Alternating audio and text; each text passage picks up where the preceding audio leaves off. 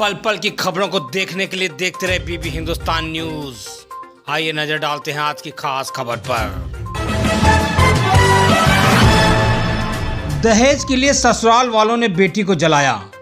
झींझक थाना मंगलपुर क्षेत्र के विकास नगर निवासी बादल उर्फ श्याम प्रकाश दीक्षित ने मोहल्ले के ही शिवम मिश्रा उर्फ रानू से 30 नवंबर 2019 को अपनी बहन अस्मिता मिश्रा के साथ शादी की थी। शिवम शादी के कुछ दिन बाद से ही अपनी पत्नी अस्मिता से शराब के नशे में मारता पीटता और कहता कि अपने मैके वालों से पैसे मंगाओ। यह बातें अस्मिता ने अपने ससुराल वालों से बताया तो यह बात सुनकर ससुराल वाले अनसुनी कर देते थे। अस्मिता अपने पति के डर से अपने भाई व पिता को यह बातें नहीं बताती थी। कुछ दिनों बाद अस्मिता मारपीट व दहेज की मांग को लेकर परेशान होकर कहा कि मैं अपने घर चली जाऊंगी व अपने भाई को बताऊंगी। शिवम ने शराब के नशे में और गुस्से में अस्मिता के ऊपर मिट्टी का तेल डालकर जला दिया। भाई श्याम प्रकाश ने बताया, बहन अस्मिता को ससुराल वालों ने बुरी तरीके से जला दिया है, परंतु सही समय पर हॉस्पिटल ले जाकर मैंने उनकी जान बचा ली। श्याम प्रकाश ने शिवम मिश्रा के थाना मंगलपुर में तहरीर दी, परंतु प्रशासन उनकी एक भी नहीं सुन रहा है। पीड़िता व पीड़िता का भाई श्याम प्रकाश प्रशासन से न्याय की मांग कर रहा है। झींझक से सोनू जायसवाल की रिपोर्ट बीबी हिंदुस्तान न्यूज में। बबली, किस वजह से यहाँ तक घटना तुम्हारे साथ ये सब हो गया? शादी के 1 महीने बाद से ये लोग लगातार हमें प्रताड़ित कर रहे हैं। दहेज प्रथा के लिए कहीं 2 लाख कहीं 3 लाख रुपए के लिए कह रहे हैं। मेरी सारी ज्वेलरी भी इन्होंने चोरी से लेके और बेचती पता नहीं कहाँ गई है।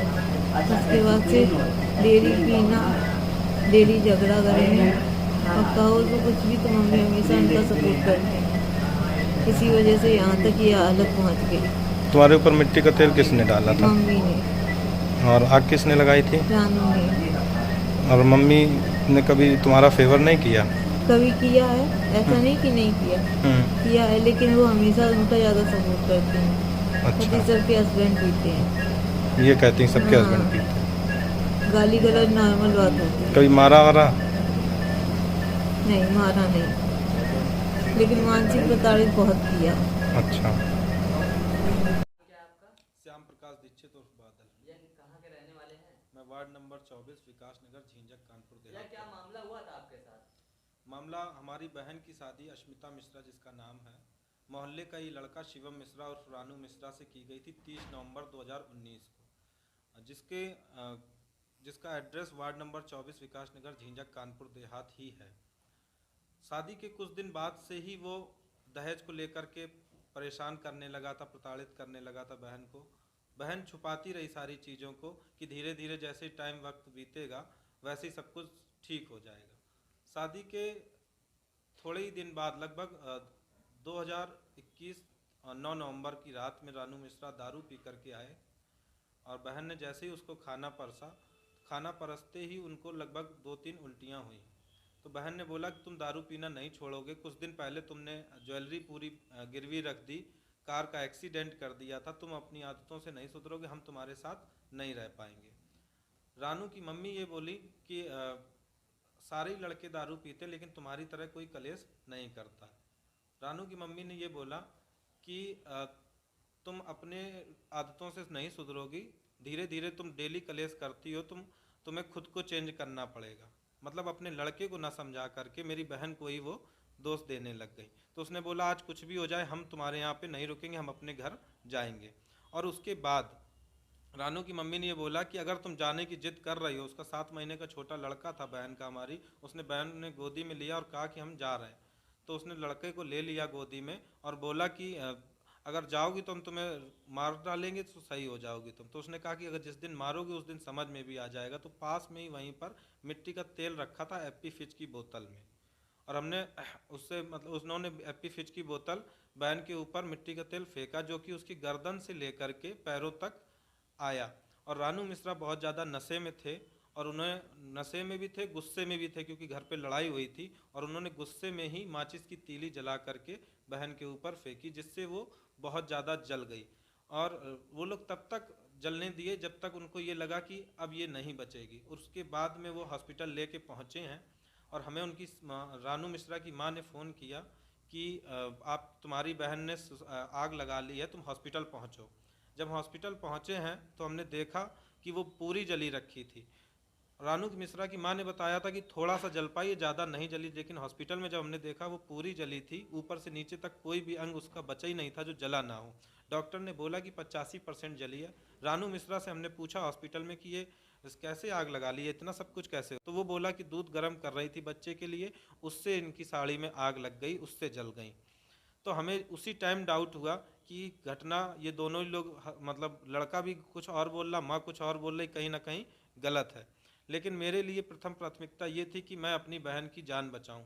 उसी वक्त हमने रानू मिश्रा की कार आगे खड़ी थी, उसी कार में बैठाला और सीधे रात को 1 बजे हम कानपुर 1:30 बजे हॉस्पिटल में पहुँचे। केएमसी हॉस्पिटल पहुँचे, जहाँ पे उन्होंने बताया सौरभ चावला जी ने कि ये बर्न पेशेंट है और हमारे यहाँ बर्न यूनिट नहीं है, 85% बर्न है, हम इनको नहीं एडमिट कर सकते। फिर आगे रेव मोती के पास में रतनदीप हॉस्पिटल है, वहाँ डॉक्टर प्रदीप त्रिपाठी ने बताया कि है तो बहुत ज़्यादा क्रिटिकल, लेकिन बात पुलिस केस होगा तभी हम एडमिट कर पाएंगे। तो हमने बोला सर आप इलाज स्टार्ट कीजिएगा, जो होगा वो कल करते रहिएगा। उन्होंने एडमिट किया बड़ी रिक्वेस्ट के बाद, और एडमिट होने के बाद इलाज शुरू हुआ। मैंने 72 घंटे का पूरा इंतज़ार किया, भगवान ने उसको 72 घंटे तक सेफ बचाए रखा। डॉक्टर साहब ने मुझसे बोला कि आप अब ऐसी जगह इलाज कराइए जहाँ पे बर्न यूनिट हो, क्योंकि जो प्रारंभिक स्टेज थी उसको तो हमने पार करा दिया, लेकिन आगे हमारे बस का नहीं। तो हम लखनऊ पहुँचे। लखनऊ हमने कई अस्पतालों में ढूंढा कि जहाँ पे अच्छा इलाज हो सके। KGMU था, मेडिकल कॉलेज, सिविल हॉस्पिटल था, TS मिश्रा मेडिकल कॉलेज था, लेकिन सभी ने बताया कि सिप्स बर्न हॉस्पिटल सबसे अच्छा है, आप वहाँ जाइए, और हमने वहीं पर एडमिट कराया।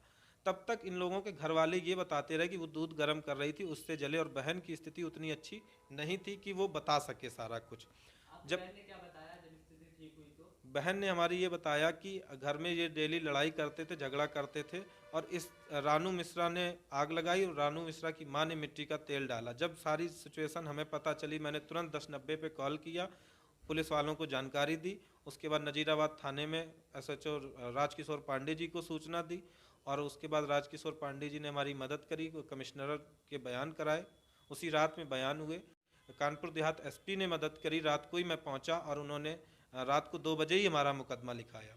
लेकिन मुकदमा 22 तारीख को लिखा हुआ था, तब से अब तक अपराधी गिरफ्त में नहीं है। अपराधी पूरी तरह से शरण में है, महेश त्रिवेदी के संरक्षण में है, क्योंकि इनका महेश रानू मिश्रा का जो मौसी का बेटा है रज्जन, वो कानपुर में ही रहता, जो कि महेश त्रिवेदी के साथ में ही 24 घंटे रहता। और जब मेरी बहन कानपुर में एडमिट थी तो रज्जन कानपुर हॉस्पिटल में भी जा करके उससे ये बोल के आए थे कि अपने घर वालों से बता देना कि मुकदमा के चक्कर में ना पड़े, कि विधायक जी के DSP साहब से बहुत अच्छे संबंध हैं। ये सारी चीज़ें बहन ने मुझे बाद में बताई।